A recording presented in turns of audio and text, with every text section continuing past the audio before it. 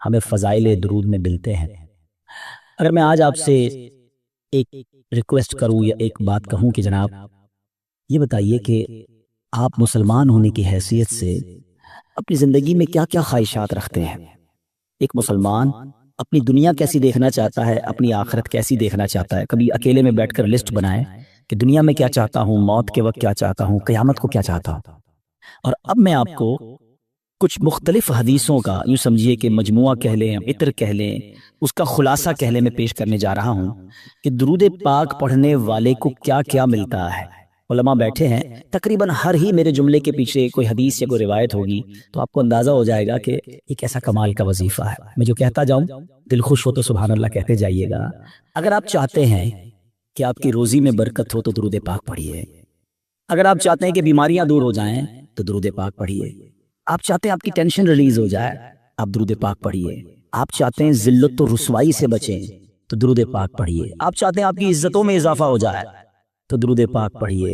آپ چاہتے ہیں کہ مرتے وقت کلمہ نصیب ہو اور نبی پاک کا دیدار ہو جائے تو درود پاک پڑھیے۔ بلکہ آپ یہ چاہتے ہیں کہ قبر میں بھی نور مصطفیٰ سے میری قبر جگمگائے تو درود پاک پڑھیے۔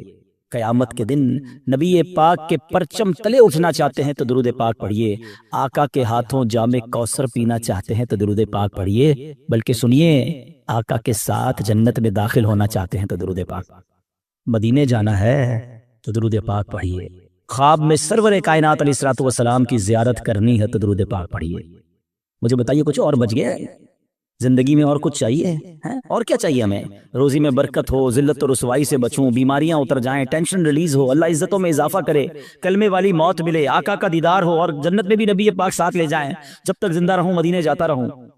اس کے علاوہ تو بچتا ہی کوئی نہیں ہے نا مسلمان کے لیے۔ اب ماشاءاللہ علماء بیٹھے ہیں، آپ ان سے پوچھیں کہ یہ ساری فضیلتیں ہیں احادیث میں اور روایات میں درود پاک پڑھنے والے کے لیے موجود ہیں، پھر بھی ہم درود پاک نہیں پڑھتے، پھر بھی ہم اس کو اپنا وظیفہ نہیں بناتے۔ اگر درود پاک کو ہم اپنا، اس کو کہتے ہیں نا کہ چابی ہے، یہ اٹ از اے کی آف سکسیس، کامیابی کی چابی ہے، ہر پرابلم دور کرنے کی چابی ہے، تو پلیز درود پاک کو حرز جاں بنائیے۔ چلتے پھرتے اٹھتے بیٹھتے جتنا ہو سکے درود پاک پڑھتے رہا کریں۔ بلکہ وہ شاعر بہت خوبصورت بات لکھتے ہیں کہ ہر درد کی دوا ہے صلی علی محمد، ہر درد کی دوا ہے صلی علی محمد، تعویذ ہر بلا ہے صلی علی محمد۔ تو ہمارا تو کام یہ ہے کہ بس کسی پرابلم میں پڑھتے رہیں انشاءاللہ، بلکہ پرابلم آنی نہیں ہے اگر آپ درود پاک کثرت سے پڑھ رہے ہوں گے۔ میرے پیارے اسلامی بھائیوں، آج جس موضوع پہ میں نے بات کرنی ہے وہ بڑا سینسٹیو اور بڑا اہم ٹاپک ہے۔ ہم نارملی اپنی زندگی میں بہت ساری چیزوں کی حفاظت کرتے ہیں، چیز جتنی قیمتی ہوتی ہے اس کی حفاظت بھی ہم اس قدر زیادہ کرتے ہیں۔ نارمل سا موبائل جیب میں ہو تو فکر نہیں ہوتی، قیمتی موبائل ہو تو بندہ ہر تھوڑی دیر بعد ہاتھ لگا رہا ہوتا ہے جیب میں، ہے نا۔ گاڑی قیمتی ہو تو بندہ لاک کر کے، بازو کا ڈرائیور کھڑا کر کے آتا ہے، پیسے تھوڑے سے ہوں تو جیب میں رکھتا ہے، زیادہ ہو تو لاکر میں یا بینک میں رکھتا ہے۔ جتنی چیز قیمتی ہوتی چلی جاتی ہے، ہمارا کانشیس لیول بھی، جو ہمارا حفاظت کا ذہن بھی بڑھتا چلا جاتا ہے۔ ہماری زندگی میں ہماری نیکیوں کی، ہمارے اعمال کی کتنی اہمیت ہے، کبھی ریئلائز کیا آپ نے؟ اول تو شیطان ہمیں نیکیاں کرنے نہیں دیتا، وہ چاہتا ہی نہیں ہم نیکیاں کریں، اور اگر کوئی نیکیاں کر لیتا ہے تو پھر اب اگلا وار شیطان کا یہ ہوتا ہے کہ کسی طرح اس کی نیکی برباد کرا دی جائے، اس کی نیکی ڈیلیٹ کروا دی جائے۔ ذرا اس کو ایک میں آپ کو یوں سمجھیے کہ صورتحال آپ کے سامنے رکھتا ہوں، جس سے آپ کو یہ بات اور سمجھنے میں آسانی ہو جائے گی، پھر میں اپنے ٹاپک کی طرف آؤں گا۔ کہ ایک شخص تھا اور اس کے یہاں بچی کی ولادت ہوئی۔ ماں باپ کے یہاں جب بچی پیدا ہوتی ہے تو ماشاءاللہ محبت بھی لوگ کرنے والے کرتے ہیں، پھر اس کی پلاننگ بھی کرتے ہیں کہ بچی جب بڑی ہوگی تو میں نے اس کی خیر خواہی کرنی ہے، اس کی شادی کرنی ہے۔ تو اس شخص نے سوچا کہ کیوں نہ میں اپنی بچی کی شادی کے لیے، اس کے اچھے مستقبل کے لیے کچھ پیسے جمع کروں۔ اس نے ایک گھر میں صندوق بنایا اور روزانہ کے، مثال کے طور پہ سمجھاتا ہوں کہ روزانہ کے 100 روپے یا 200 روپے وہ اس صندوق میں ڈالنے لگا۔ اس نے کہا 20 سال میں تو پتہ نہیں کتنے پیسے ہو جائیں گے، سارے کام آسان ہو جائیں گے۔ 100 روپے 200 روپے روز ڈالتا تھا۔ کبھی کبھی جی چاہتا تھا کوئی اچھی چیز خریدے، کوئی باہر کا کھانا کھائے، مگر کہتا نہیں، بچی والے پیسے ڈالنے۔ اپنے دل کو مارتا رہا اور پیسے ڈالتا رہا۔ 20 ایئرز، 20 سال گزر گئے، صندوق بھر گیا۔ اس نے سوچا صندوق تو بھر گیا ہوگا، اب بچی بھی بڑی ہو گئی، کہا اب تو اس کی شادی کرنی ہے۔ اور اب اس والد نے اس باکس کو کھولا، سارے گھر والوں کو جمع کیا کہ آؤ میری 20 سال کی جو جمع پونجی ہے آج اس کو مل کے کاؤنٹ کرتے ہیں، ہزاروں لاکھوں روپے ہوں گے۔ جیسی صندوق کھولا نا، اس کا دل ہل گیا کہ ہوا یہ تھا کہ صندوق لکڑی کا تھا، اس میں کہیں سے ایک سوراخ ہو چکا تھا اور اس سوراخ سے دیمک اندر آئی اور اس کی 20 سال کی جو کمائی تھی وہ سارے نوٹ وہ دیمک کھا چکی تھی۔ مجھے صحیح بتائیں، اپنے آپ کو اس کی جگہ رہ کر سوچیں کہ جس نے 20 سال تک اپنے پیٹ کاٹ کر اپنی خواہشوں کو مار کر اپنی بچی کے لیے پیسے جمع کیے اور جب 20 سال بعد اس کو خرچ کرنے کا موقع آیا، اس کو تکلیف کتنی ہوئی ہوگی کہ یار سب ختم، اب میں کہاں سے لاؤں گا؟ یہ تکلیف یقیناً بہت زیادہ ہے، مگر میں آج جس ٹاپک پر بات کرنا چاہتا ہوں نا، دیکھیں 20 سال بعد بھی کسی سے پیسے تو ادھار لے سکتا ہے نا، دوبارہ کما سکتا ہے، کچھ نہ کچھ سولوشن کر سکتا ہے، مگر اس شخص کی مایوسی اور اس شخص کی تکلیف کا اندازہ کیجئے کہ جو شخص زندگی بھر نمازیں پڑھتا رہا، سردی میں اٹھ کے وضو کر کے نمازیں پڑھتا رہا، رمضان میں روزے رکھتا رہا، حج بھی کیے، زکاتیں بھی دی، بہت بار شیطان نے بہکانے کی کوشش کی، وہ لڑتا رہا شیطان سے کہ نہیں میں نے گناہ نہیں کرنے، اور جب اللہ کی بارگاہ میں قیامت کے دن پیش ہو تو اسے امید ہوگی کہ میرے پاس حج ہیں، عمرے ہیں، نمازیں ہیں، سجدے ہیں، تلاوت ہے، روزے ہیں، اور جب بارگاہ الہی میں اس کے نامہ اعمال کھولے جائیں اور اس کو کہا جائے کہ جاؤ تمہارے پاس کچھ بھی نہیں ہے، نل اینڈ وائڈ، ڈیلیٹڈ، سوچئے اس دن اس کی شرمندگی حسرت کا عالم کیا ہوگا؟ اس دن تو کوئی چانس بھی نہیں ہوگا نا کہ دوبارہ نہیں کیا کر لے، ادھر تو دوبارہ کما سکتا ہے وہ شخص، مگر قیامت کے دن today is the time of action, مولا علی فرماتے ہیں نا یہ وقت زندگی میں عمل کر سکتے ہو، قیامت کا دن عمل کا نہیں، جزا کا دن ہوگا، فیصلے کا دن ہوگا، تو اس دن تو آپ کو صرف فیصلہ ہی ہونا ہے۔ تو اب پہلے ریئلائز کر لیجئے کہ یہ کتنا بڑا معاملہ ہے کہ اگر میرے اعمال ہی برباد ہو گئے، اب ہو سکتا ہے کسی کے ذہن میں سوال آئے کہ جناب یہ کون سی بات کر رہے ہیں کہ اعمال کیسے برباد ہو سکتے ہیں؟ نمازیں پڑھی ہیں، روزے رکھے ہیں، کوشش کر کے یہ اعمال کیا، آج کے دور میں نیکی کرنا بھی آسان نہیں ہے، یہی تو میں سمجھانا چاہتا ہوں آج کے بیان میں کہ آج کے دور میں واقعی نیکی کرنا اتنا آسان نہیں ہے، لیکن آپ اتنی مشکل سے نیکی کر بھی رہے ہیں، مگر اس کو سنبھال رہے ہیں کہ نہیں؟ اس کی حفاظت کر رہے ہیں کہ نہیں؟ اس کے بارے میں فکر مند ہے کہ نہیں؟ آپ کو پتا ہے کہ چور کیسے چوری کر کے جا سکتا ہے آپ کی نیکیوں کو؟ یہی میرا آج کا ٹاپک ہے۔ اور اب آپ سوچ، دوبارہ ذہن میں سوال آ رہا ہوگا کہ بھائی بتائیں تو صحیح وہ کون سے اعمال ہیں جن سے نیکیاں برباد؟ میں قرآن و حدیث سے آج آپ کے سامنے کچھ اعمال ایسے رکھوں گا، کچھ کام ایسے رکھوں گا کہ جس کو کرنے والے کے بارے میں فرمایا کہ اس کے اعمال برباد کر دیے جاتے ہیں۔ سب سے جس کو کہیں کہ اہم ترین معاملہ پتہ کیا ہے؟ کہ انسان کا ایمان چھن جائے۔ جس کا ایمان چلا گیا نا، اب اس کا کوئی عمل اس کے کام نہیں آئے گا، چاہے اس کی زندگی سجدوں سے بھری ہوئی ہو، چاہے اس نے بہت نمازیں پڑھی ہوں، ساری زندگی روزے رکھے ہوں، ایمان نہیں تو کچھ بھی نہیں۔ اور یہ بات قرآن کہتا ہے، اللہ کا کلام کیا فرماتا ہے سنیے، رب کریم قرآن میں ارشاد فرماتا ہے وَمَن يَرْتَدِدْ مِنْكُمْ عَنْ دِينِهِ فَيَمُتْ وَهُوَ كَافِرٌ فَأُولَئِكَ حَبِطَتْ أَعْمَالُهُم فِي الدُّنْيَا وَالْآخِرَةِ وَأُولَئِكَ أَصْحَابُ النَّارِ هُمْ فِيهَا خَالِدُونَ۔ اب اس کا ترجمہ سنو، اور تم میں جو کوئی اپنے دین سے پھرے پھر کافر ہو کر مرے تو ان لوگوں کا کیا اکارت گیا، دنیا میں اور آخرت میں سب ضائع ہو گیا، اور وہ دوزخ والے ہیں، انہیں اس میں ہمیشہ رہنا۔ ایک بات یاد رکھیے گا، یہ ہمیں بعض اوقات سمجھ نہیں آتی کہ یار بندہ مسلمان ہو کے کافر کیسے ہو سکتا ہے، ایمان والا ہو کے ایمان سے کیسے نکل سکتا ہے؟ یہ بات تو آپ کو پتا ہے نا کہ دنیا میں سب سے زیادہ جو تیزی سے مذہب پھیل رہا ہے وہ کون سا ہے؟ اسلام ہے۔ the most growing religion on earth، اس پوری کائنات میں سب سے تیزی سے الحمدللہ اسلام پھیل رہا ہے، لیکن یہ ون وے ٹریفک نہیں ہے کہ اگر کوئی مسلمان ہو سکتا ہے غیر مسلم تو مسلمان بھی اسلام سے خارج ہو سکتا ہے۔ ٹھیک ہے، ایک حدیث پاک سناتا ہوں تاکہ یہ بات اور کلیئر ہو جائے گی۔ حدیث پاک کا مضمون ہے، نبی پاک علیہ الصلوۃ والسلام نے فرمایا کہ اولاد آدم مختلف طبقات میں، مختلف کیٹیگریز میں پیدا کی گئی ہے۔ 4 کیٹیگریز، 4 قسم بیان کی نبی پاک نے۔ فرمایا ایک پہلی قسم وہ ہے کہ بعض مومن پیدا ہوتے ہیں، ایمان والی زندگی گزارتے ہیں، اور ان کا خاتمہ بھی ایمان پر ہوتا ہے۔ ہم اللہ سے دعا کرتے ہیں کہ اللہ اس کیٹیگری میں ہمیں شامل رکھے، کیونکہ اللہ نے مسلمان ماں باپ دیے، ایمان والی زندگی دی ہے، اللہ ایمان والی موت عطا فرمائے۔ لیکن سیکنڈ کیٹیگری نبی پاک نے فرمایا کچھ لوگ کافر گھرانے میں پیدا ہوتے ہیں، حالت کفر پر زندہ رہتے ہیں، اور حالت کفر پر ہی ان کی موت ہوتی ہے۔ بہت بڑی تعداد میں ایسے لوگ جو غیر مسلموں کے یہاں پیدا ہوتے ہیں، کفر والی زندگی گزارتے ہیں، کفر پر بھی مر جاتے ہیں۔ تیسری کیٹیگری سنو، اللہ کے نبی فرماتے ہیں کچھ لوگ کافر پیدا ہوتے ہیں، کافروں والی زندگی گزارتے ہیں، مگر ان کا خاتمہ ایمان پر ہو جاتا ہے نا۔ کئی لوگ جو مرنے جو دنیا میں مسلمان ہو رہے ہیں، یہ کیا ہے؟ کافر تھے نا، غیر مسلم تھے، کلمہ پڑھا مسلمان ہو گئے، بڑی اچھی بات ہے۔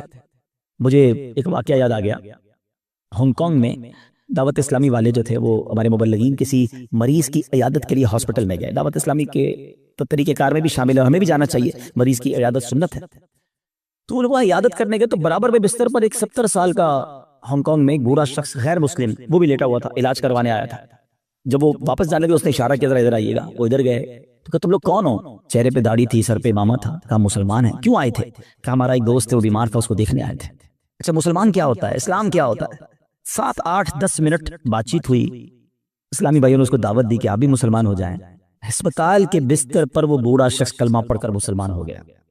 مگر اس سے بڑھ کر جو جس کو کہتا نا ایمان افروز بات یہ تھی کہ اگلے چند گھنٹوں بعد اس کا انتقال بھی ہو گیا.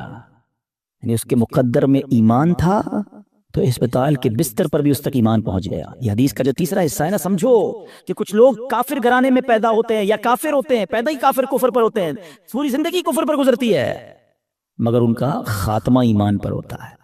اب نبی پاک علیہ السلام نے فرمایا چوتھی کیٹیگری یہ وہ لوگ ہوتے ہیں جو مسلمان گھرانے میں پیدا ہوتے ہیں, مومن پیدا ہوتے ہیں, اسلام والی زندگی گزارتے ہیں, مگر ان کا خاتمہ کفر پر ہوتا.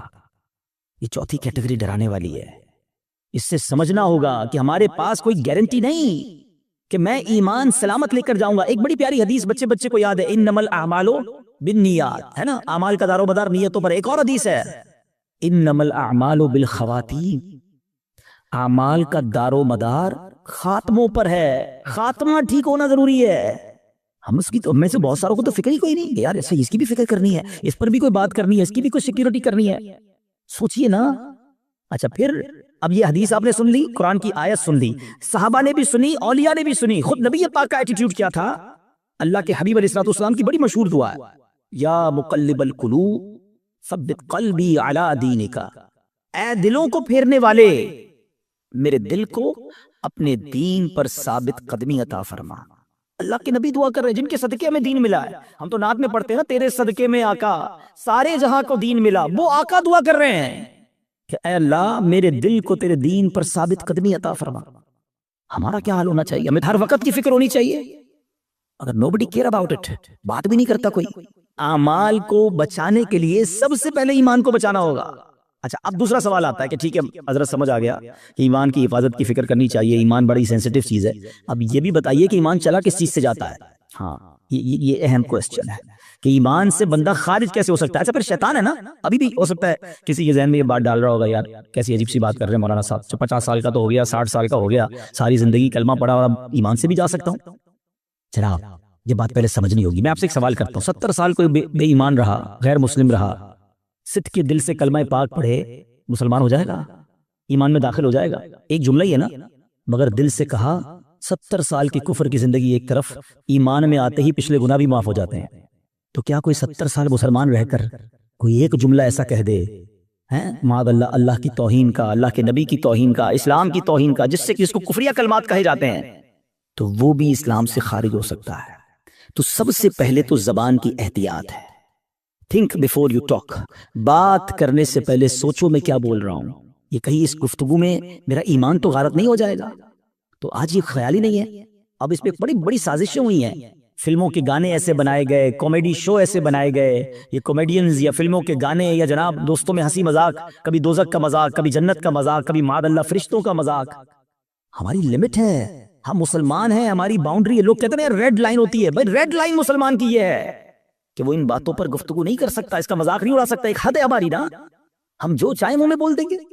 دنیا میں کئی ایسے ملک ہیں جہاں کسی ادارے کے خلاف بات نہیں ہو سکتی, کسی پرسنالٹی کے خلاف بات نہیں ہو سکتی, ہم اس کو فالو کرتے ہیں. مگر ہم اسلام کے بارے میں, دین کے بارے میں جو منہ میں آیا کہہ رہے ہوتے ہیں. تو یاد رکھیں شیطان تو چاہتا یہی ہے, الٹیمیٹ گول پتہ ہے شیطان کا کیا ہے, کہ میں اور آپ غیر مسلم ہو کر قبر میں جائیں. وہ مرنے سے پہلے بھی آتا ہے, آخری وقت بھی بندے کے پاس آتا ہے کہ کسی طرح اس کا ایمان چھین لوں. اتنا خطرناک دشمن ہے وہ ہمارا, اور ہم سکون کی نیند سو رہے ہیں, ہمیں فکر ہی کوئی نہیں ہے. پھر دوسرا جو ایک پرابلم ہے جس کی وجہ سے ایمان برباد ہو سکتا ہے, وہ ہے گناہوں کی عادت. روایتوں میں آتا ہے کہ جب بندہ ایک گناہ کرتا ہے نا, اس کے دل پر ایک سیاہ نقطہ لگ جاتا ہے, اور جب وہ بار بار گناہ کرتا ہے تو وہ ایک نقطہ ایک وقت آتا ہے کہ پورا دل ہی کالا ہو جاتا ہے. جب دل کالا ہو جاتا ہے تو اس پر نصیحت کی بات ہی اثر نہیں کرتی ہے. پھر شیطان کے لیے بڑا آسان ہوتا ہے اس کا ایمان چھیننا.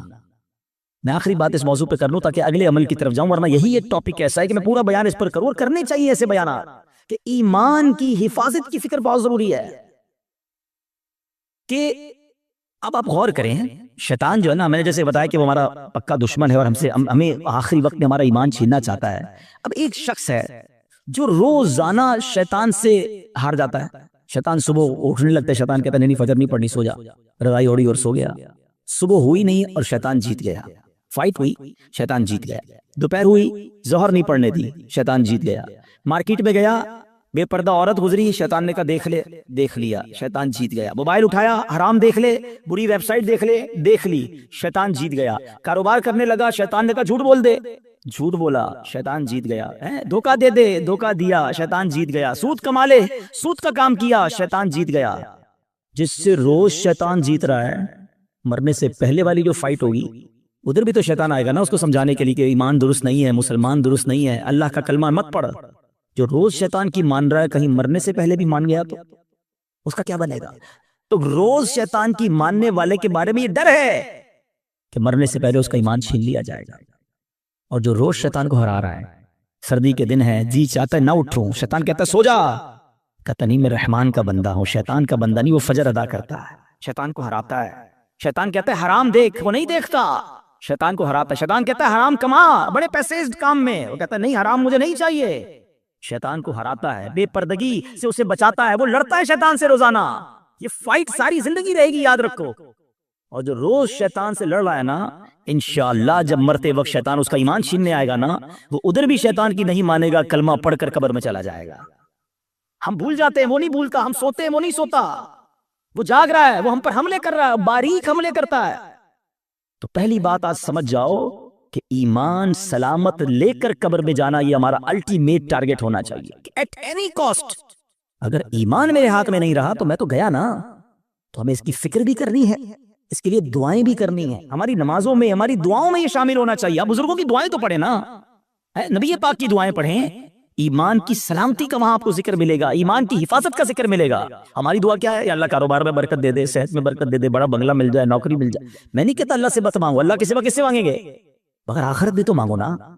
قرآنی دعاؤں کو پڑھیں، اللہم ربنا آتنا فی الدنیا حسنہ، مگر فوراً کیا ہے؟ وفی الآخرۃ حسنہ، پھر آگے وقنا عذاب النار، ہمیں عذاب جہنم سے بھی بچا. تو اللہ کرے کہ ہم اپنے ایمان کی حفاظت کی فکر کرنے والے بن جائیں. ایک اور عمل، اللہ اکبر، وہ اتنا عام ہو گیا ہے کہ جس کی وجہ سے بھی اعمال برباد ہوتے ہیں. اور وہ عمل کیا ہے؟ حدیث پاک سناتا ہوں. اللہ کے حبیب علیہ الصلوۃ والسلام فرماتے ہیں، اور وہ عمل یہ ہے کہ بندہ کسی سے حسد کرے. اچھا، حسد نیکیوں کے ساتھ پتہ کیا کرتا ہے؟ نبی پاک فرماتے ہیں ایاکم والحسد فإن الحسد یأکل الحسنات کما تأکل النار الحطب. اللہ کے حبیب فرماتے ہیں حسد سے بچو، وہ نیکیوں کو اس طرح کھا جاتا ہے جیسے آگ خشک لکڑی کو کھا جاتی ہے. اب میں مثال دیتا ہوں. آپ نے لکڑی جلائی اور آگ جلائی اس پر، تھوڑی دیر بعد لکڑی کا کیا حال ہوگا؟ ختم نا، خاک ہو جائے گی. یہ پتہ کیا کرتے ہیں جو حسد کرنے والے ہوتے ہیں؟ سارا دن نمازیں پڑھی، روزے رکھے، صدقے کیے، رات آئی آگ لگائی اور سارے اعمال برباد کر دیے. یہ نیکیوں کو برباد کرنے والا کام ہے.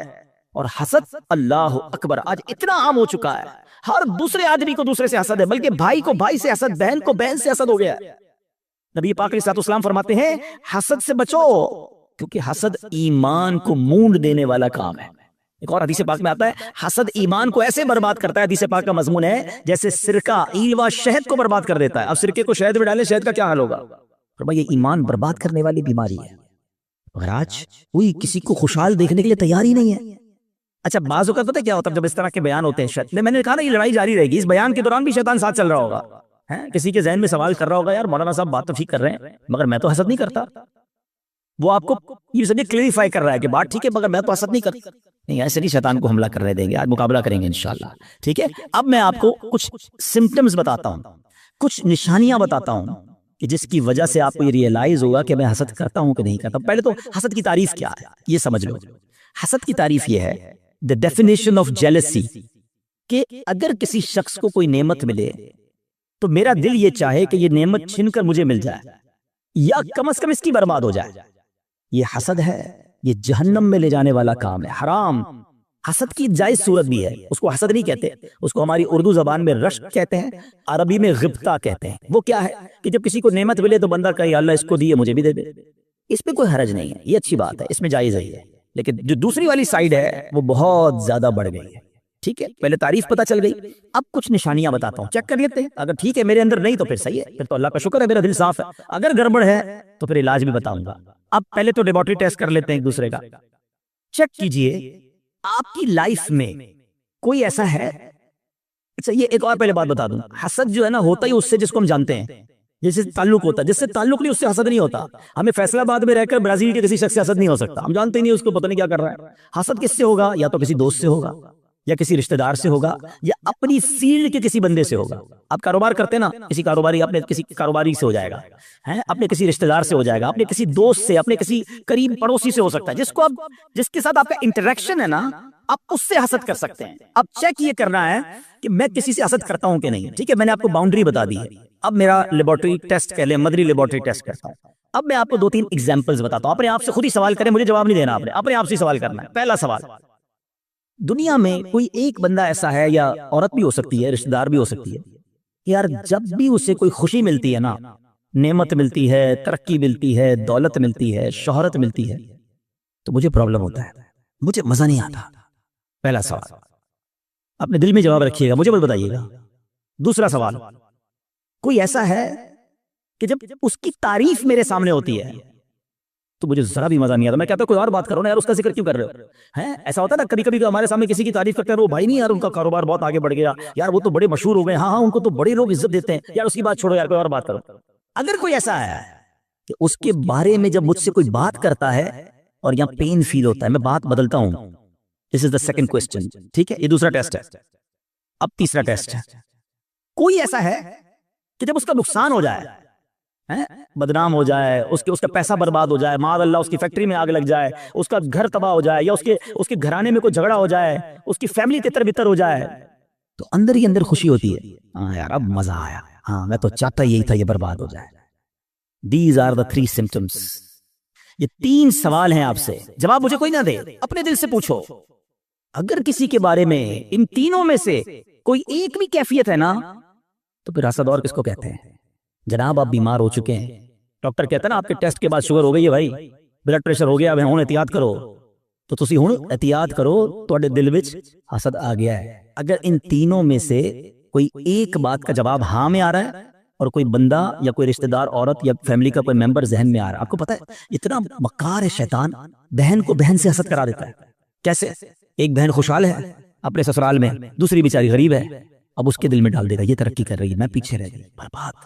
نیکیاں اچھا جس سے حسد کر رہے ہیں نا, ہم اس کا بگاڑ کچھ نہیں سکتے. ایک اور بات سن لینا, آج حسد اتنی خطرناک بیماری ہے کہ حسد ہو گیا تو جل خود ہی رہوں میں, اس کا کچھ نہیں بگڑ رہا, وہ ترقی کیے جا رہا ہے, نہ رات کو نیند آ رہی ہے, اسی کے بارے میں سوچی جا رہا ہوں, دل الگ جل رہا ہے. قیامت کی آگ تو الگ ہے, ابھی سے دل جل رہا ہے. یہ اتنی خطرناک بیماری ہے. حسد کے دنیاوی سمپٹمز بتاؤں آپ کو, ہمیں بہت سارے لوگ ملتے ہیں, آ کر کان میں کہتے ہیں, کبھی پرچی دیتے ہیں, نیند نہیں آتی, سکون نہیں ہے, میں سوچتا بہت ہوں. جس کو بھی یہ پرابلم ہے نا, چیک کر لے اس نے کسی نہ کسی کا حسد پالا ہوا ہے, کیونکہ وہ ترقی کیے جا رہے ہیں, تمہاری نیند اڑتی جا رہی ہے, تم سوچتے ہی اس کے بارے میں ہو, پرابلم ہوتی ہے یار, ایک اور فیکٹری, ایک اور بنگلہ لے لیا, ایک اور کوٹھی لے لی, ایک اور گاڑی لے لی. ارے بھائی لے لی تو تمہیں کیا پرابلم ہے؟ اتنی خطرناک یہ بیماری ہے کہ چین نہیں لینے دیتی بندے کو. یہ سوچئے گا, یعنی اس کے دنیاوی نقصان بھی ہے نا, میں اپنی فیملی سے ڈسٹرب ہو گیا, میں اپنی لائف سے ڈسٹرب ہو گیا, کیونکہ میں نے کسی کا حسد دل میں پال لیا. یار اس کو تو میرے محلے میں کوئی نہیں جانتا تھا, آج یہ پوری دنیا میں پاپولر ہو گیا, اس کو اتنی عزت کیسے مل گئی, میں بھی تو ایک. اچھا یہ پتہ ہے صرف عام لوگوں میں نہیں, یہ علماء میں حسد ہو جاتا ہے, نعت خانوں میں آپس میں حسد ہو جائے گا. جو جس فیلڈ کا ہوگا, ہم جس فیلڈ کے, ہمیں اپنی فیلڈ والے سے حسد ہو سکتا ہے. اچھا اس کا بیان اتنا اچھا ہو گیا, اس کی آواز اتنی اچھی ہو گئی, شیطان مردود کہ کوئی خوبصورت ہوتا ہے اس سے حسد ہو جاتا ہے. بہت ساری چیزوں سے حسد ہوتا ہے, دولت سے, شہرت سے, خوبصورتی سے, طاقت سے, اقتدار سے, کوئی بھی نعمت ملے. اچھا اب سمر ٹیسٹ ہو گیا, لیبورٹری ٹیسٹ کا رزلٹ اپنے پاس ہی رکھیے گا, ٹھیک ہے. اب خدا نہ خواستہ میرے کسی بھائی کو اگر حسد ہو گیا ہے تو اس کو کلیریفائی کرنے کا طریقہ بھی بتا دیتا ہوں, اس کا علاج بھی بتا دیتا ہوں. اس کا علاج یہ ہے کہ سب سے پہلے تو آپ یہ ریئلائز کریں کہ مجھے حسد کس سے ہوا ہے. اچھا حسد کس سے ہوا اور کیوں ہوا ہے؟ کسی کے مال سے ہو جاتا ہے, کسی کی خوبصورتی سے ہو جاتا ہے, کسی کی شہرت سے ہو جاتا ہے, واٹ ایور, کوئی ریزن ہوگا نا, وہ ریزن پہلے آپ ریئلائز کر لیں.